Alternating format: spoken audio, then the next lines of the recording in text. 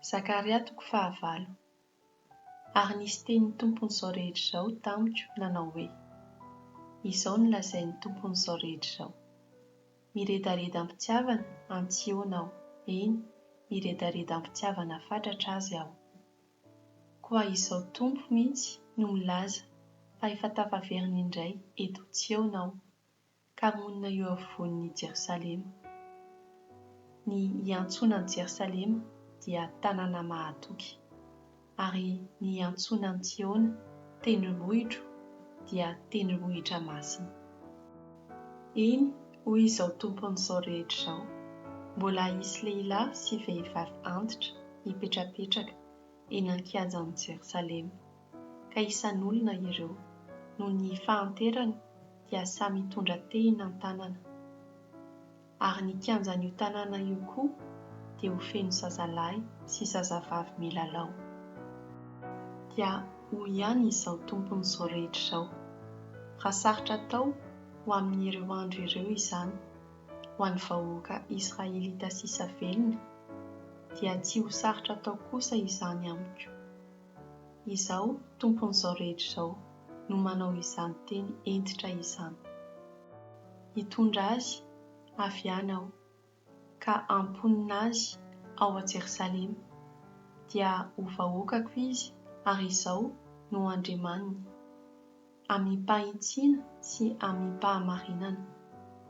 Izao no lazain'ny tompony izao rehetra izao: mahereza, fa efa renareo ankehitriny ny fampanantenana izay nambaran'ny mpaminany tamin'ny andro nametrahana ny fototry ny tranoko mba hanorenana indray ny tempoliko.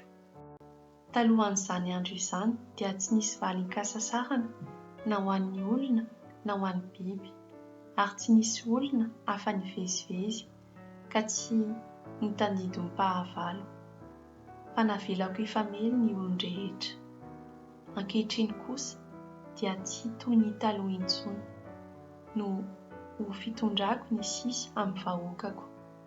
Izao tompony izao rehetra izao no manao teny entitra, fa hamaly fiadanana etỳ amin'ny tany aho, ka hamoha be ny voaloboka ary ahavoakatra ny sà, ny lanitra ampilatsaka ny orana sahaza, ary dia omeko ireo soa rehetra ireo izay sisa velona amin'ny vahoakako.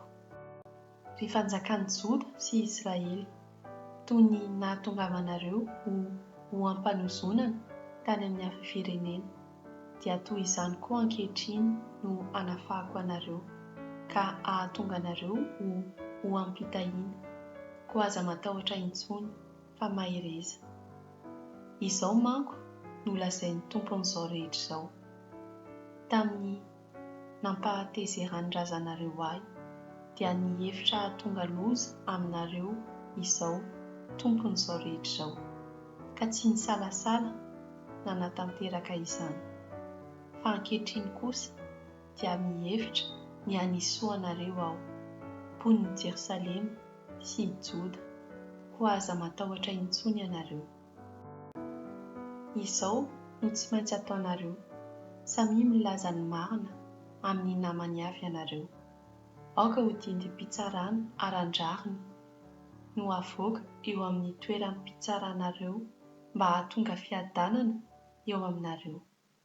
Aza mieritreritra nisy ratsy ny namana, ary aza mety haniana lainga, fa alako ny zavatra rehetra toy ireny. Izao tompony no manao izany teny entitra izany. Ary nisy tenin'ny tompony izao rehetra izao tamiko nanao hoe: izao no lazain'ny tompony izao rehetra izao: ny fifadihan-kanina izay tandremanareo amin'ny volana 4 sy 5 ary 7 sy 10 dia ho tonga fetim-pifaliana sy firavoravoana mahafinaritra ho an'ny vahoakan'i Joda. Kanefa tiava ny fahamarinana sy ny fiadanana.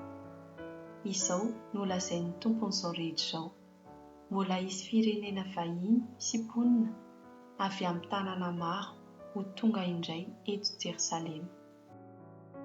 Ary ny mponina ao amin'ny tanàna iray dia akany amin'ny mponiny tanàna iray hafa, ka hitaona azy hanao hoe: Ndao tokoa isika handeha hivavaka amin'ny tompo, eny hitady an'ilay tompony izao rehetra izao.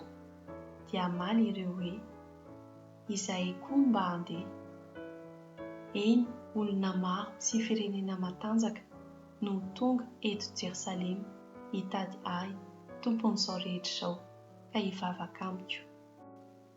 Amin'izay andro izay, hoy izao tompony izao rehetra izao, dia hisy vahiny 10 izay samy hafa fiteny hiazona jiosy iray amin'ny sisiny akanjony, ka hitambezo aminy hoe: mba te handeha hiaraka aminareo izahay, satria efa renay fa momba anareo Andriamanitra.